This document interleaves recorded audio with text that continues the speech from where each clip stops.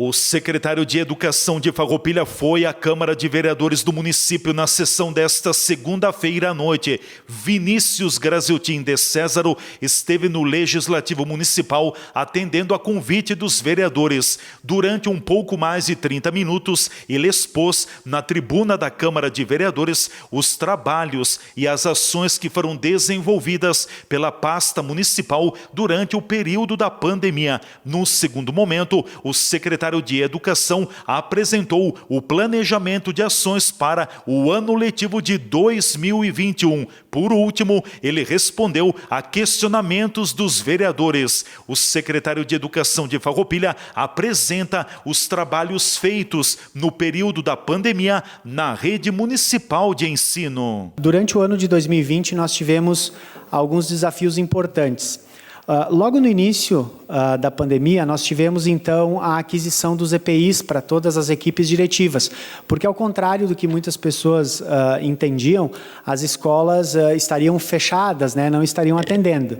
De fato, nós ficamos 33 dias letivos fechados para atendimento à comunidade, mas desde a primeira semana de abril, a escola já estava, através de uma lei federal, disponibilizando os kits de alimentação, porque a escola, além da escolarização, como os senhores sabem, também tem um papel importante na questão da composição nutricional das nossas crianças e também faz toda uma parte, né, digamos assim, não só da escolarização, mas também, de certa forma, de um cuidado.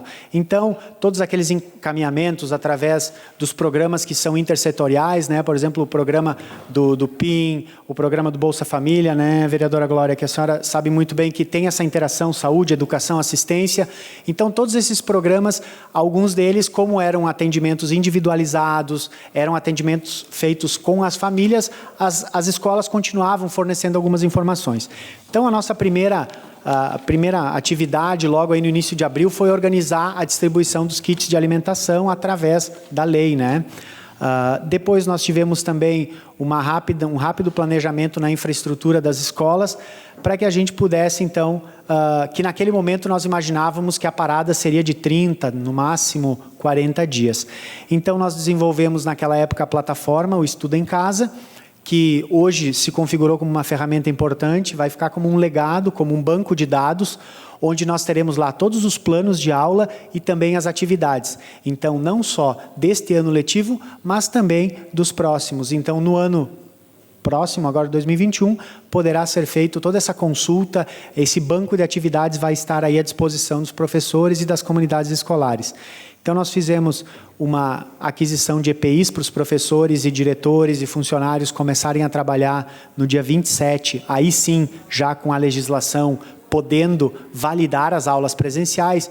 Tem muitos representantes aqui do Santa Cruz que sabem que foi uma das escolas que, mesmo não tendo, né, digamos assim, o arcabouço legal das atividades não presenciais vigente, já estava trabalhando e trabalhou muito ativamente. Então, as escolas, dentro das suas possibilidades, estavam trabalhando. Mas, dia 27 de maio, efetivamente, começamos a fazer as aulas não presenciais. E aí nós continuamos com num primeiro momento, com aquelas 4 horas necessárias, e para recuperar aqueles 33 dias letivos que havíamos parado, nós começamos a inserir 1 hora diária na plataforma, porque aí então, lá no final de maio, início de junho, já era vislumbrado a possibilidade de talvez a parada se estender muito, como de fato aconteceu. Então nós realmente não tínhamos como utilizar sábados e domingos e feriados, porque não ia ter tempo hábil. Então nós tínhamos que trabalhar de uma forma não presencial, e foi isso que a gente fez. Então, a partir daí, a gente começou esse processo de validação do ano letivo. Nós, então, reorganizamos o calendário, antecipamos, né, o recesso de inverno. Nós fizemos também, esse documento eu tenho à disposição, se os senhores quiserem requerer depois, é um plano de ação pedagógica, ele foi enviado ao Conselho Municipal de Educação, esse plano é para o ano de 2020, onde diz lá todas as diretrizes que a Secretaria passa para as escolas sobre acompanhamento, avaliação, busca ativa, mapeamento das famílias, principalmente para que seja realizado, na nossa visão pedagógica, uma das coisas mais importantes na volta do ano seguinte, pedagogicamente falando, avaliações diagnósticas presenciais. né? Teremos outras ações, mas esta é uma das principais. Nós trabalhamos muito também com a formação, né? E aqui eu queria deixar registrado que, além da formação legal, que está então prevista em lei e que é obrigatória, nós fizemos muitas formações opcionais e foram oferecidas não só aos professores, mas aos funcionários das escolas também. Nós tivemos um foco, então, em formações com médicos, trabalhamos a questão da saúde mental, trabalhamos também questões pedagógicas. E quando a gente trabalhou as questões pedagógicas, o foco foi duplo, tanto nas ferramentas que nós deveríamos utilizar, como também nas metodologias. Porque a gente entende que uma aula boa, uma aula pedagogicamente efetiva, ela pode ser feita presencial e não presencial, né? Porque às vezes, se o professor não tiver com uma aula adequada, ele pode transmitir ela ao vivo no YouTube, pode fazer uma live no final lá do Super Bowl americano, que se a aula for ruim, digamos assim, ela não vai ser efetiva em nenhuma plataforma, seja presencial, seja não presencial. Então, nós cuidamos desses dois aspectos.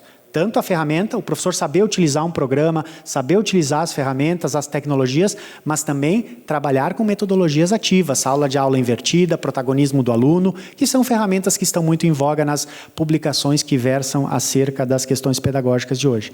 Nós trouxemos, então, também parcerias importantes, e aí com institutos renomados, né? Nós trabalhamos com o SESC, trabalhamos com o SENAC e também trabalhamos com o Instituto Federal do Rio Grande do Sul, aqui do Campi Farroupilha.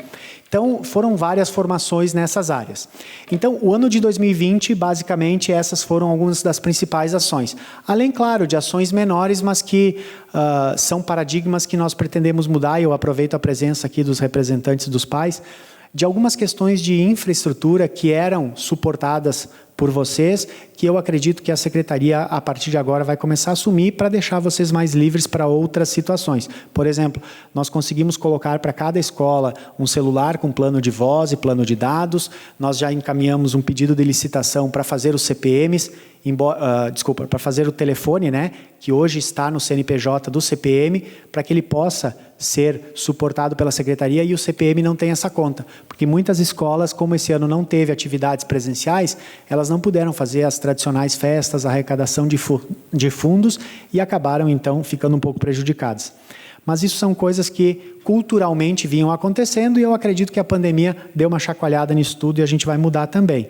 E, claro, o projeto fica aí de sugestão para as próximas administrações. A partir, finalizando o ano de 2020, entrando no ano de 2021, nós tivemos um decreto que, a princípio, no início, causou um pouco de dificuldade e talvez uma dúvida, que foi o seguinte: se colocou lá, segundo a Procuradoria do Município, a linguagem jurídica que o Estado estava utilizando era: enquanto perdurar o estado de pandemia no território do Rio Grande do Sul, estão suspensas as aulas presenciais nas instituições e assim seguia. Então, ele utilizou essa mesma nomenclatura e causou um certo espanto em alguns pais, pensando que, então, nós não voltaríamos no ano 2021. Como o decreto ele poderia ser revogado a qualquer momento, juridicamente ele estava bem explicado. Mas então o prefeito Pedroso pediu que o procurador Valdecir revesse essa linguagem para que não restasse nenhuma dúvida de que nós queremos e vamos retornar presencialmente em 2021. Se vamos retornar 100% ou se vamos retornar nessa modalidade de distanciamento que hoje está vigente, bom, isso as autoridades sanitárias, o Estado e o município vão regular. Mas nós vamos sim voltar presencialmente no ano 2021. A gente só fez o decreto para esse ano porque, né, diversas vezes eu já expliquei que a gente teria que dividir uma turma de 25 alunos em 3 grupos. Então, nós iríamos começar agora no dia 12 de novembro e aí teriam apenas uma semana de aula para cada um desses grupos e o próprio Estado está querendo voltar mais no sentido do cuidado e menos no valor pedagógico. Na nossa rede municipal, o entendimento era de que não teria eficácia pedagógica uma volta nesses moldes. A Rede Municipal de Ensino de Farroupilha conta com mais de 8.000 alunos matriculados no ano de 2020. TV Serra Comunidade, repórter Leandro Adamati.